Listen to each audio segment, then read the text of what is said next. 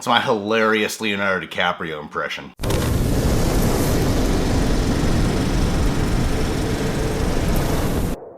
Okay guys, I'm in a rush right now. It's Danielle's birthday. If you guys have seen the channel, Danielle. It's her birthday and she doesn't know that I'm really running late, but I really have to talk about The Revenant. Honestly, that little opening bit just really tired me out. Watching this movie, like, I'm more of the kind of critic that comes from a place of feelings. I can be analytical and I could, like, observe things logically, but at the end of the day, I go by a film based off my feelings. When this movie was done, I remember saying I liked it a lot, and in some ways I loved it. I cannot stop thinking about this film. I love this movie. That's why I sort of like to wait to do a review, because sometimes it takes my feelings to like really figure out where I'm coming from here. This movie is fantastic. It's definitely one of my top 3 favorite films of the year. There's so much good things to talk about. First thing I was really drawn to above the performances was actually the fact that this film was done with natural lighting. Gorgeous. Gorgeous, fucking beautiful. Beyond it looking beautiful, it adds so much to the story, because this film, it's a simple revenge tale. I don't want to give the revenge tale away, because I noticed that even though it's in one of the trailers, a lot of people still don't know the actual plot. It's a revenge tale, and it's also like on this journey of revenge, it's man versus nature the whole time. I forgot what time this specifically takes place in, but the focus of the atmosphere, and you know how this director loves to do his long shots, like he did Birdman, the long takes, and he does long takes again here. It's like perfectly choreographed with wonderful actors. So the authenticity of the time and what it's like to be a traveler, a soldier, or a wanderer during this time period, how fucking terrifying it was. It was fucking scary. I was thinking like, man, I grew up in America, and this is just a few hundred years ago. Shit. It was really tough to survive. We are all fucking spoiled children. So this film, it's fucking violent. It's brutal. Like it's not like violent like the whole time, but there's a good amount of scenes where it's just fucking brutal, and it's not done in like an entertaining way, although it is entertaining, but it's not done in like some flashy way, because the violence, it's like when there's chaos going on in the little battlefields, it feels fucking real, and it's disturbing and brutal, and sometimes it's like the shots are so wonderfully planned that you'll be like, oh shit, there's like a guy in the corner who's fucking dying right there. You'll just be looking at the whole scope of everything. Wow, the wide framing of everything made it that much better to capture the authenticity of this time. It's like you're in that world. And it's weird because I saw this with Veronica, and she actually said this, and I agree. This film takes place over quite some time, not a long time, but it's definitely at least a few weeks. At the same time, it feels like it's real time, because you're so pulled in to this organic world. Like I really am curious to find out where they shot this film, because it looks like we're in the past. The performances in this film are wonderful. DiCaprio is one of my all-time favorite actors. After The Departed, he has been one of my favorite actors ever since. And, oh man, kids, shut up. I'm talking about The Revenant right now. Day after Christmas and they still won't shut the fuck up. DiCaprio is powerful. He's shown us through a bunch of films his wide range of emotions. This one, you really see the physical commitment that is going on. I wanted to make sure to avoid as much, articles and behind the scenes of this movie as possible, because the trailer sold me so much that I wanted as much to be a surprise and as fresh as possible.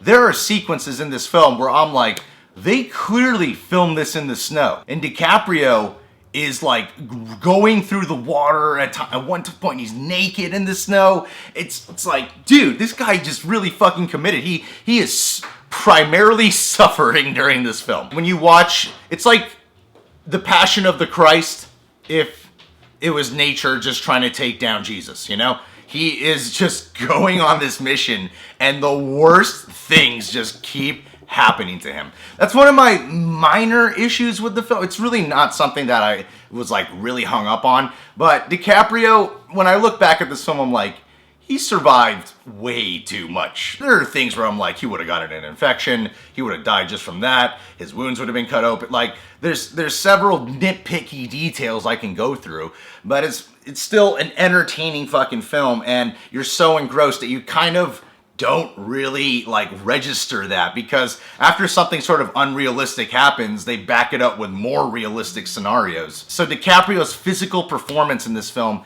is fucking magical. It's like every moment that he's struggling, it really feels like he's struggling. I love that he's this like huge fucking celebrity, but he is really going out of his way to go, I'm not just a famous dude, like I'm a real actor. You feel a whole character. You don't feel like you're watching DiCaprio. You feel a whole character, yet he doesn't have much dialogue. You could probably count the few lines the guy actually has, and some of them, they're not even in English. So yes, DiCaprio, out of all the performances I've seen this year, I'm really hoping that you get the Oscar. Tom Hardy, I want him to get an Oscar too. Tom Hardy is fantastic. The thing that mesmerizes me the most about this guy is I've seen him in so many fucking films, but every single time I see him, I just see the character. I don't see Tom Hardy. And he does it again. Like, he's the villain in this film. Weirdly, like, you get an understanding of why he is the way he is, and even the choices he makes that you strongly disagree with, there's still a party that's like, I kind of get where he's coming from, though. His performance of this, like, traumatized dude who is, like, just on the road all the time. You could feel so much behind him, every single line of dialogue, because he has significantly more dialogue than DiCaprio, and he carries that dialogue extremely well. He's got a wonderful monologue here and there. The whole embodiment of him, you don't see Tom Hardy. You see this, like, nasty, gritty motherfucker. His voice sounded so authentic. I'm like, I know that guy's British, but damn, does that voice sound real. I love him too, because he's a famous fucking guy, but he's not out to be like good-looking celebrity. He like is balding and he has like disgusting ears, got a big beard. Like, he is not the most attractive looking dude in this film, and he uses the makeup to his advantage. So this film is just so immersive. Like, even with my complaints, at the same time of the moment of those complaints, I'm like, it's still a pretty powerful moment. Like, in the trailer, you see that scene with the bear. It's actually a really important scene, and that scene with the bear, it's like, yeah, I can tell the bear CGI, but it's still like mesmerizing to see how I'm like, how do they do that to DiCaprio? How do they just throw him around and shit? It's just one shot and he's clearly not CGI. So I don't know if there was like motion capture involved in some way. It was still a really powerful, intense scene. Like, one thing I really give this film credit for is its maturity to its violence. It's grotesque, but it's real. It's not done in a flashy way. It's done in a way where the violence is really disturbing. However, it supports the authenticity of these times. Like, the way the action was captured in this kind of reminded me of Children of Men. And that's really not a complaint. Like, it's way more violent than Children of Men. Like, dude, just watch the first 15 minutes and this movie starts off in the first 15 minutes like, we ain't fucking around this time. And the dialogue of this film is great. There's not a lot of dialogue. And when there is, it's just not expositional whatsoever. This is a revenge tale, and it treats its audience so smart that there's not a single line where DiCaprio's like, I'm gonna get revenge, or anything like that. Yet you're like, this guy's on a fucking revenge mission right now, isn't he? It treats its audience smart. It lets you just study the behavior of its characters and its world. The music is fantastic in this film. The sound effects are great in this movie. The sound effects make everything feel more... I really wish sound design gets a lot more credit, because the sound is so fucking important to making a film work, and it is flawlessly done. I hope this film gets an Oscar too for its sound design, and at least a nomination for Best Picture and a nomination for Best Director, please. Anyway, guys, yeah, that's my review for The Revenant. If you're new to the channel, you can subscribe to The Real Rejects. That film is just fantastic. Fantastic, you know? Like, it makes me wonder if that's how DiCaprio really sounds in bed. Just... Camera cut, not done.